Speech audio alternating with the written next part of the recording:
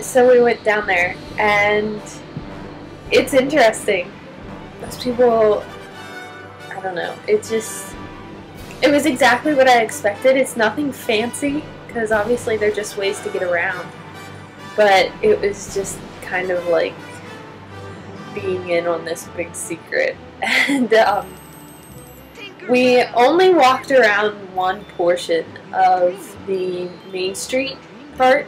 What they do down there is they paint the walls a different color for each land you're in, so you don't get lost. We only walked around one part, and we walked a good bit, and there was still tons more. So that was really cool, and realizing just the size of the utilidors was crazy. She showed us some little special things that are in the utilidors, and we saw cast members going to work and delivering things what the utilidors are for. So it was really awesome. I loved it. I really loved that part. I won't tell you all the little secrets, because obviously if you want to do this tour, you don't want to know everything before you get there. Then it was time for lunch. We were all getting hungry, and it was perfect timing. And I had never been to the Wilderness Lodge before. I had never gone to Whispering Canyon Cafe, and I didn't look it up before going. I don't know why. And I just figured it was a like counter service, normal food place for a resort that we'd get told you can have one meal, and no. Those of you who have been to Whispering Canyon know that it's not just one little meal. It is a all-you-can-eat barbecue.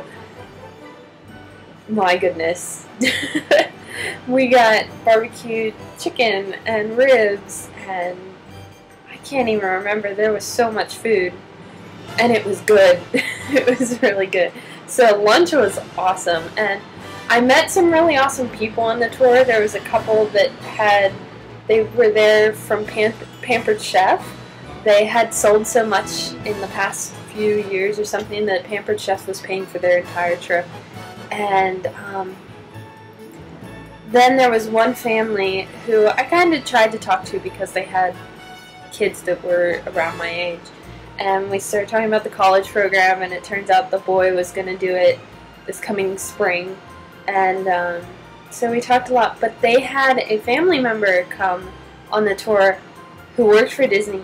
Turns out he was in ride and show engineering. So he's like, he was really high up in the company, and I'm just getting to talk to this guy, and I'm like, yeah, I want to be in entertainment and things like that. And he's like, oh, that's great, I think you do really well. And I was like, I can't believe that I got to meet this guy because of this. So David, I think your name was. Hey, if you're out there, probably not watching this, but who knows. Hope to see you soon. It just proves that you never know who you're going to meet on this kind of tour. I never thought I'd meet anyone who worked at Disney, because I figured, hey, they all know all this. And he was also fun. Our tour guide knew he worked for Disney, and so she'd say, David, do you have anything to add? Anything you want to tell us? And so we got an extra little bonus information from him. We got back on the bus and headed to the studios, and Gina told us a little bit of the history about it, and how she was like, if it seems really hodgepodge, that's because it is. And it was interesting to hear stories about opening day from her, and how they scrambled to add new attractions and things like that. That was another reason why I love Gina, because she had all these interesting stories that added to the tour. We went first to Tower of Terror, and we went backstage at Tower of Terror. We went into one of the workrooms, and there was one of the elevator cars waiting. We were told it was a spare, so that they could switch out if they needed to work on one or clean anything up on one. Yeah, protein spills. She said that is the biggest reason why they have to switch out elevator cars. Not because they're broken, but because of those. We got to see close up how the underneath is with the wheels and everything, and seatbelt check, which was a really interesting tidbit.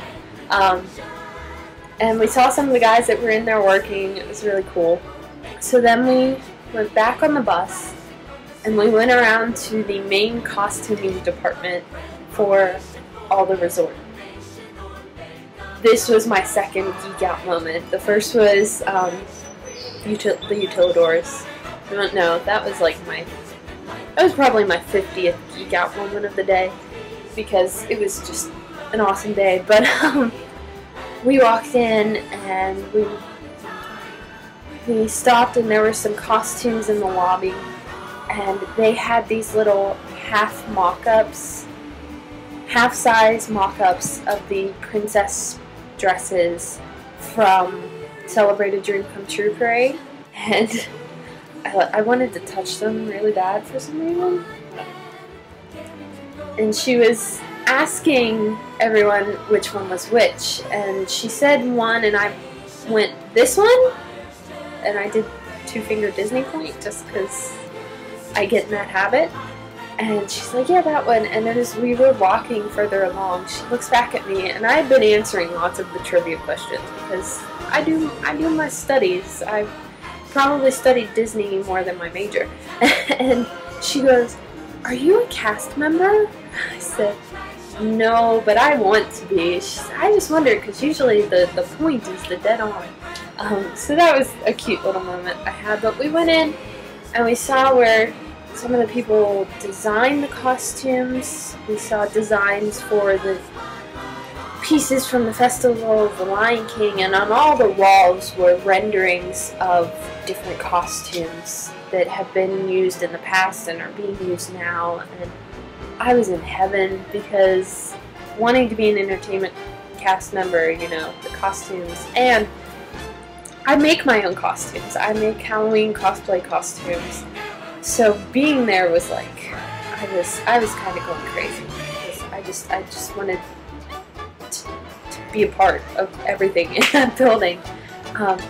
Another cool thing is we were walking in, I saw cast members that I recognized from Beauty and the Beast live on stage. They were coming in for fittings, and I about went, you're in Beauty and the Beast live on stage, can I have your autograph? But I restrained myself.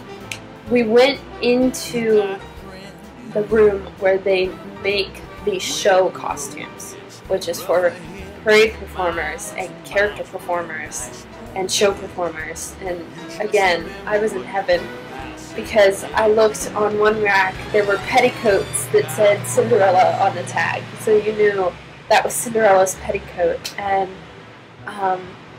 hanging at different stations, they were making the bodice of Belle's dress for Celebrate a Dream Come True, and they were making things for the male bird in Festival of the Lion King.